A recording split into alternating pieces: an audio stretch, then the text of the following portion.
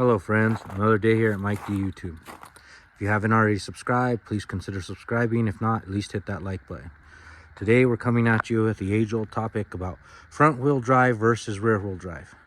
The other day it snowed about 5 inches and I wanted to go to town to go get some groceries and stuff, right? So I left both of the vehicles parked outside and it got about 4 inches of snow. So I tried to back up the BMW and go up the little hill that I live up the road. The first hill is about 5 feet.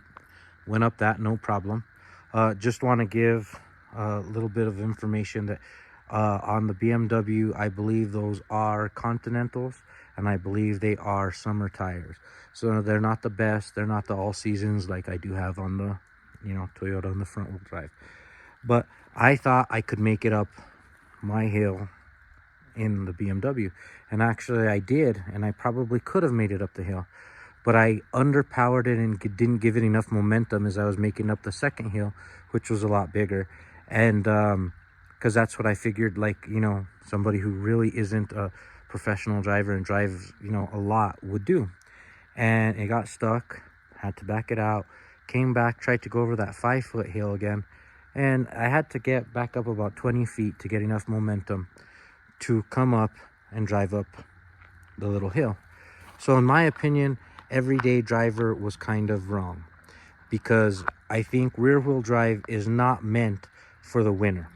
I think if you have enough money to be able to buy a second set of rims and tires, to be able to afford, for your rear wheel drive, you could probably afford a second car.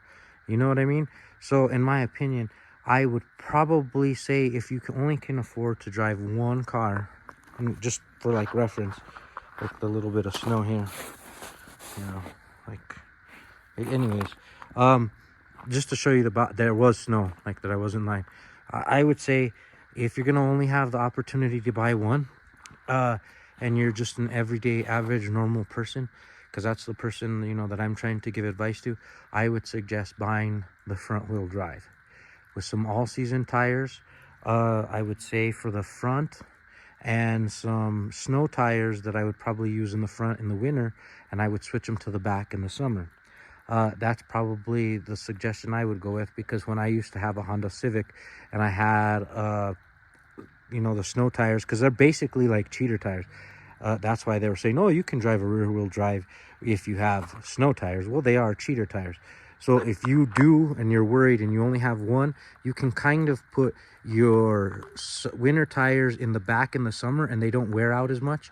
And then you can put the all seasons in the back for the winter, and it actually still gives you a decent amount of traction. And I could go just as fast as 4-wheel drive vehicles, and actually passing some 4-wheel drive vehicles in a front wheel drive car. So if we're being realistic, I would say the front wheel drive, if you live in a place that it snows, if you're ever planning on doing any, traveling to somewhere where it's cold and there can be bad weather, I would say you would have to go with a front wheel drive. Me, personally, as a car enthusiast, loving rear wheel drive, front engined, that's the car to have if you have another vehicle.